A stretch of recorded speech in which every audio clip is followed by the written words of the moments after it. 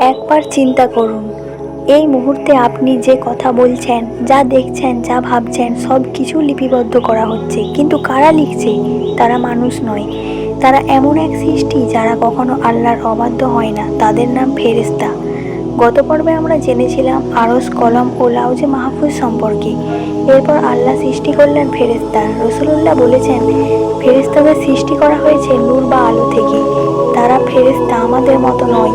তাদের ক্ষুধা নেই, তৃষ্ণা নেই, ঘুম নেই, ক্লান্তি নেই। তারা সবসময় আল্লাহর আদেশ পালন করে।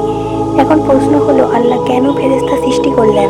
আল্লাহ তাদের সৃষ্টি করেছেন তার নির্ধারিত কাজগুলো সম্পাদনের জন্য। ফেরেশতারা আল্লাহর আদেশ বাস্তবায়ন করে। তারা নিজের ইচ্ছা মতো কিছুই করে না, যা আদেশ দেওয়া হয় ঠিক সেটাই পালন করে।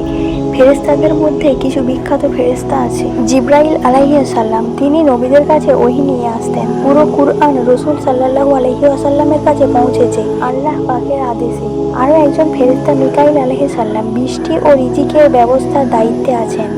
তারপর আরও একজন ফেরেশতা ইসরাফিল আলাইহিস সালাম, কিয়ামতের দিন সিঙায় ফু দেওয়ার দায়িত্ব তার। এর পরের ফেরেশতা হলো মালাকুল মাউত, মানুষের রূহ কবজ করার দায়িত্ব পালন করে থাকেন।